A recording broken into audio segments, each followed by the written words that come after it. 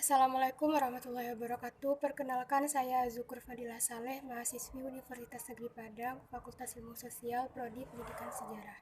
Hari ini saya akan melaksanakan ujian akhir semester dengan matkul Sejarah Indonesia Kuno dengan dosen pengampu Ibu Hera Suti, SPD, MPD.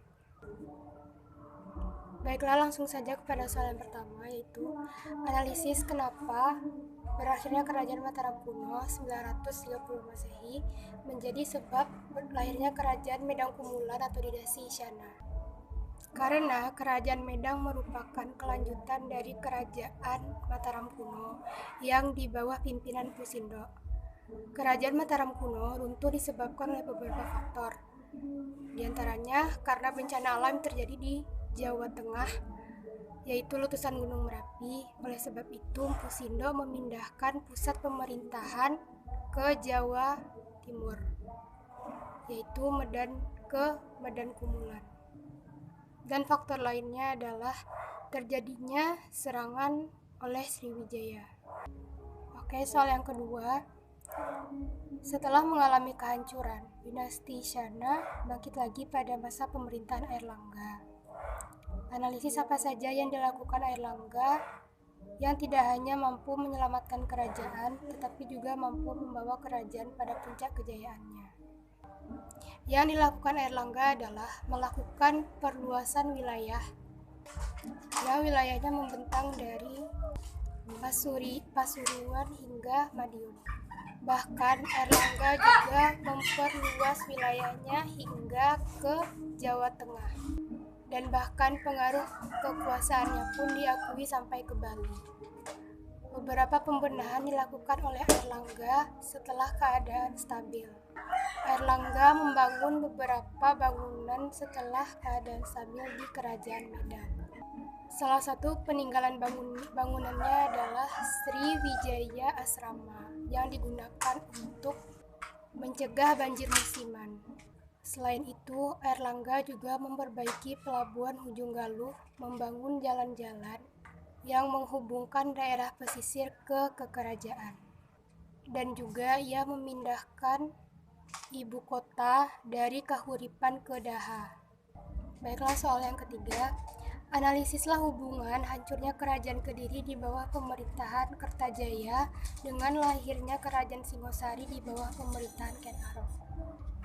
Hubungannya adalah dari jatuhnya atau hancurnya Kerajaan Kediri di bawah pemerintahan Kertajaya dengan lahirnya Singosari di bawah pemerintahan Ken Arok. Dengan jatuhnya Kediri, maka lahirlah Singosari.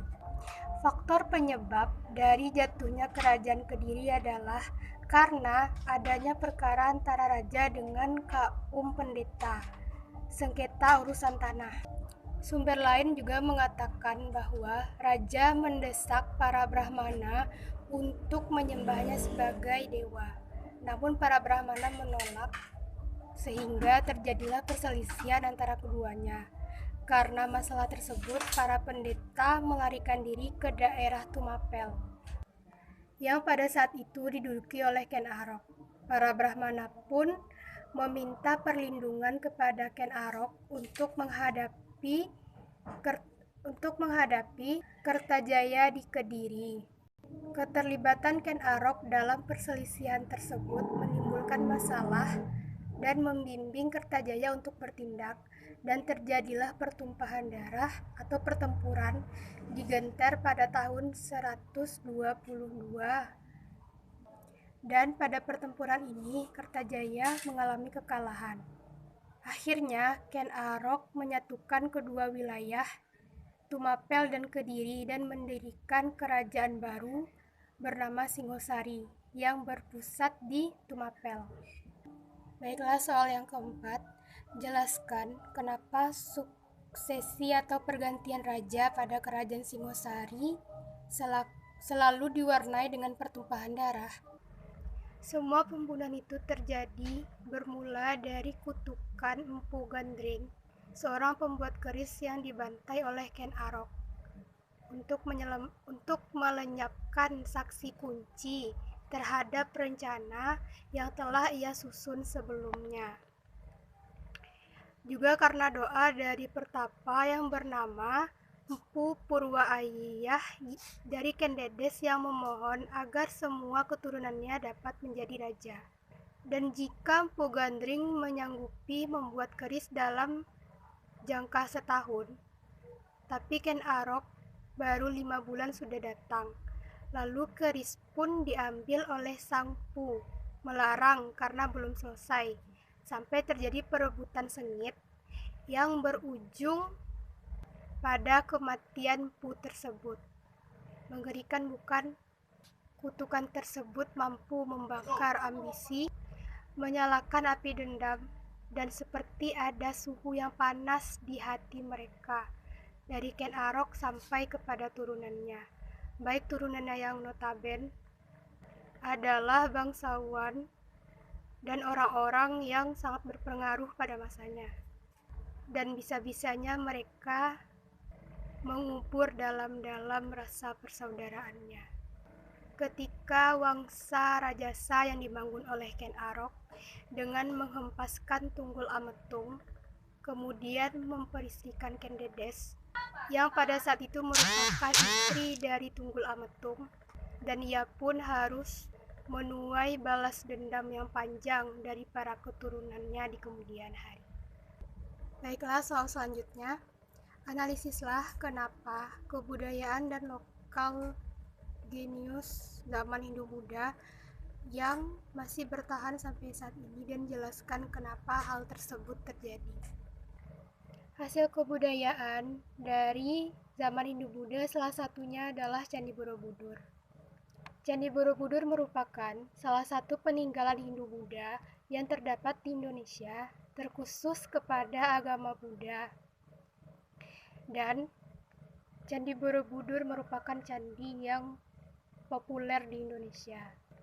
Candi Borobudur didirikan pada masa Wangsa Slaendra, tepatnya oleh Raja Samaratungga.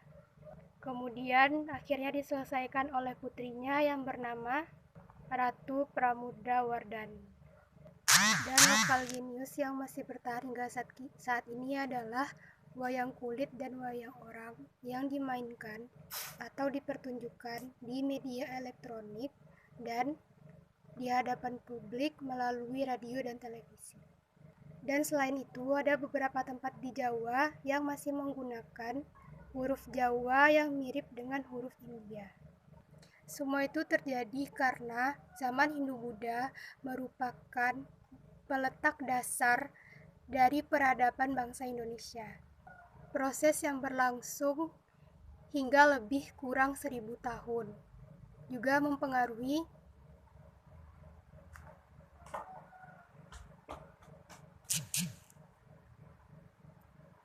kehidupan masyarakat di Nusantara, baik di bidang politik, ekonomi, sosial, budaya, bahkan pendidikan dan teknologi.